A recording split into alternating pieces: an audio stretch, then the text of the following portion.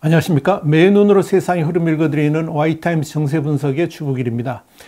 대만에서 동쪽으로 불과 230km 밖에 떨어져 있지 않아서 사실상 중국 코앞이라고 할 수 있는 이 동중국해의 오키나와 현인데요. 이시카키지마라고 있습니다. 이 섬에 건설 중인 일본 육상자위대 미사일 기지에 대해서 이 중국이 경계심을 드러내고 있습니다.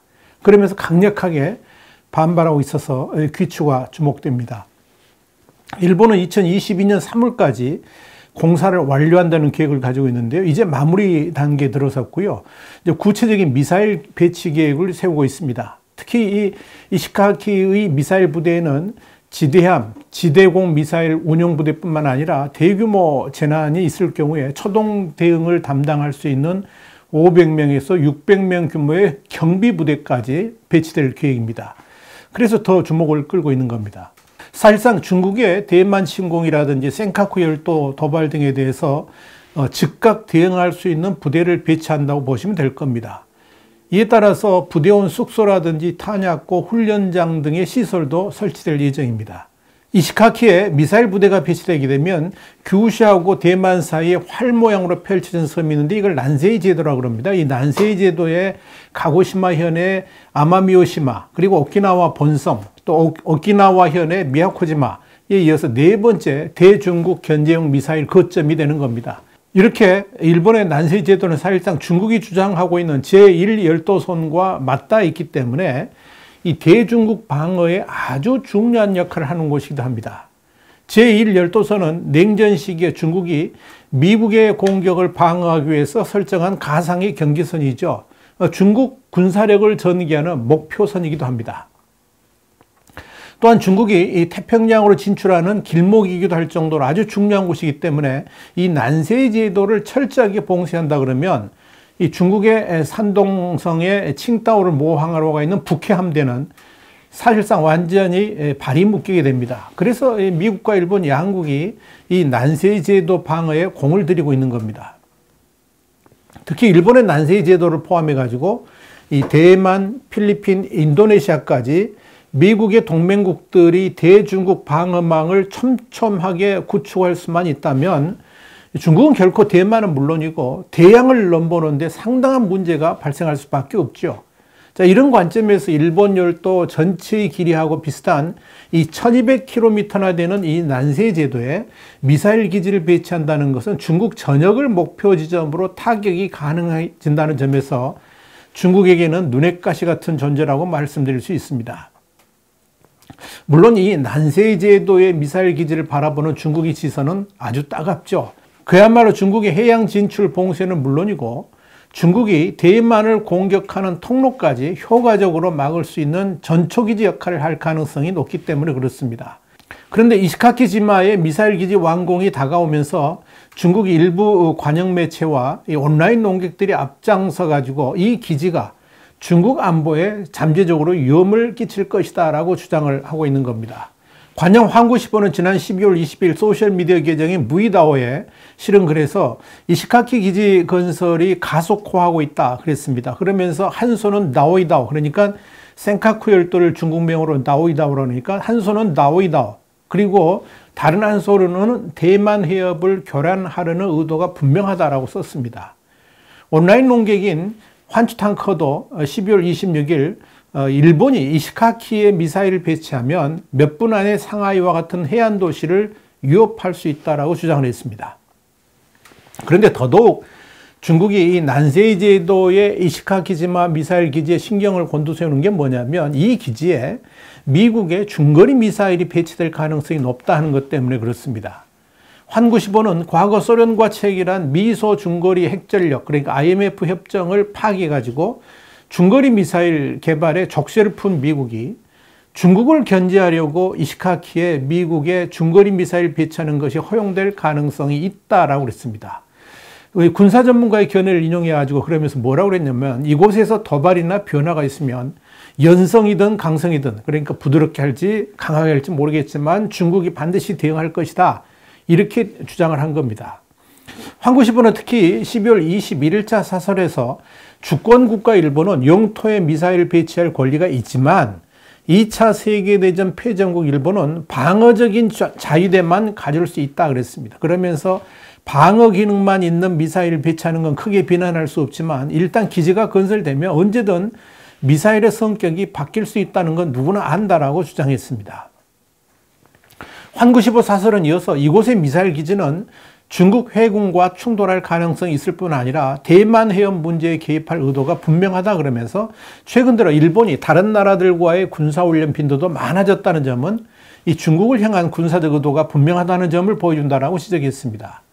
그러면서 환구시보는 미국은 아시아에 중거리 미사일을 배치할 계획을 가지고 있었지만 전쟁의 불가피성 때문에 쉽게 동참하지 못했으나 일본은 최근 들어 이 계획에 동참할 가능성이 많아졌고 바로 그 중거리 미사일을 이시카키지마에 배치할 수도 있다라고 주장한 겁니다. 환구시보는 이어서 일본이 미국의 중거리 미사일을 배치하게 된다면 이는 오만한 불장난이라 그랬습니다. 그러면서 이 중국의 확고한 국가 의지와 강력한 반격 능력에 비하면 중국을 노리는 미사일 기지는 종이 호랑이일 뿐이라는 사실이 결국 증명될 것이다. 이렇게 강조를 한 겁니다. 환구시보는 또 다른 기사에서 일본이 제2의 쿠바 미사일 사태를 조장하고 있다 그러면서 이 상하이를 5분 만에 타격할 수 있는 거리라고 비판했습니다. 다시 말씀드려서 1962년 소련이 쿠바에 미사일 배치를 시도하니까 미국이 해상 봉쇄로 맞서면서 핵전쟁 직전까지 치달은 상황과 비슷하다라고 주장한 셈입니다. 관영 매체이고 중국 공산당의 복심을 말해주는 환구시보가 이 이시카키지마의 미사일 기지를 두고 쿠바 사태까지 언급했다는 점은 이곳에 미국의 중거리 미사일 배치가 확인될 경우에는 일본에 대해서 군사행동까지 나설 수 있다고 주장한 셈이어서 귀추가 주목됩니다. 자, 그렇다면 미국은 과연 이시카키지마의 미사일 기지에 중거리 미사일을 배치할 것인가의 문제입니다. 결론부터 말씀드리자면 그럴 가능성이 아주 높다라고 정리할 수 있습니다. 미국의 인도태평양 사령부는 진즉부터 일본의 규슈와 오키나와 그리고 대만, 필리핀에 있는 이른바 제1열도선의 대중국 미사일망 구축을 본격화하고 있습니다. 미국은 이를 위해서 2022년 회계년도 국방부 예산에 세계 패권을 지향하는 중국을 억제할 목적으로 신설된 기금인데요. 태평양 억지 이니셔티브, 그러니까 PDI 항목으로 51억 달러, 한 5조 8천억 원을 반영했습니다. 이 예산 요구 목록 중에 가장 눈길을 끄는 게 뭐냐면 제1열도선을 따라서 사거리 500km 이상의 지상 발사형 미사일망을 구축하는 계획이 있습니다. 미국이 중국을 향한 중거리 미사일을 배치하는 것은 중거리 핵전력 조약, 그러니까 IMF에서 탈퇴하면서 이 사거리 500km 이상의 미사일 배치가 가능해졌기 때문에 그렇습니다. 현재 미국과 일본 양국은 공식적으로 확인해 주지 않고 있습니다만은 중국을 향한 중거리 미사일을 란세이 제도 등에만 배치하는 것이 아니고 일본 본토를 포함해서 일본 전역에 분산 배치할 가능성이 아주 높은 것으로 보입니다. 이제 그렇게 되면 중국이 이걸 표적으로 해가지고 공격하기 어려워진다 하는 이야기죠.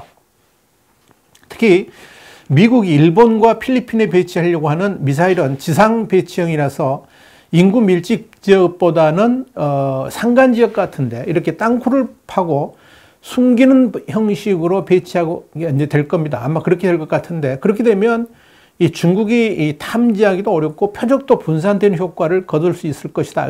그렇게 판단이 되고 있습니다. 미국이 이렇게 대중국 포유형 미사일을 제1열도선을 따라 배치하려는 이유에 대해서 인도태평양 사령부는 이렇게 말했습니다. 중국 억제를 향한 중요한 군사 능력에 재정 자원을 집중시킨다 그러면서 중국의 선제 공격은 너무나도 타격이 커서 실패한다고 생각하게 만드는 것이 목적이다. 이렇게 예산안 설명을 통해 밝힌 겁니다.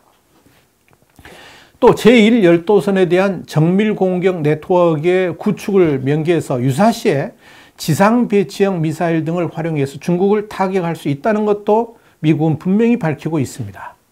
자, 미국이 이렇게 중거리 미사일 일본 내 배치 계획을 하고 있는 것과 아울러서 일본 역시 중장거리 미사일 개발을 서두르고 있습니다. 이건 사실상 전수방위, 그러니까 공격을 받은 경우에만 방위력을 행사한다는 그 전수방위 원칙을 뛰어넘는 거죠. 이건 일본이 헌법 개정을 해야 되는데 그것까지 하겠다. 이걸 염두에 둘 정도로 중장거리 미사일 개발에 속도를 내고 있는 겁니다. 니혼기 기자의 신문에 따르면 일본 방위석은 미쓰비시 중공업이 개발 중인 순항 미사일 12식 지대함 유도탄 사거리를 1000km 이상으로 늘려가지고 2020년대 후반까지 배치할 방침입니다. 일본이 내세우는 논리는 북한, 중국의 위협에 대한 억지력 강화입니다. 그런데 이런 중장거리 미사일 개발에 미국도 적극 지원하고 있기 때문에 이들 미사일의 실전 배치는 시간 문제다라고 말씀드릴 수 있을 겁니다. 자, 그렇다면 과연 이 중국과 일본 간에 이런 미사일로 인해서 충돌이 일어날 수 있을까 하는 겁니다. 이렇게 지금 센카쿠 열도와 이시카키지마의 미사일 기지 건설을 두고 일본과 중국이 마치 옛날 미국 영화 보면 황야의 결투 장면 같이 서로를 향해서 언제든지 총을 꺼내들 수 있는 그런 일촉즉발의 상황으로 몰고 가고 있다. 이렇게 보시면 될 겁니다. 물론 시진핑의 3연임을 앞두고 미국과 정면 충돌할 수 있는 계기를 피하고 싶을 겁니다만은 중국 내에 분란이 생긴다든지 외부의 자극 때문에 시진핑의 3년임에 문제가 생길 수 있는 이슈가 터진다면, 그런 사안이 돌출된다면 이 미중 간의 충돌의 불씨는 언제 어디로 번져나갈지 모르는 것이 지금 상황입니다. 그래서 우리가 주목을 하고 있는 겁니다. 와이타임스 정세 분석이었습니다. 다음 시간에 다시 뵙겠습니다. 감사합니다.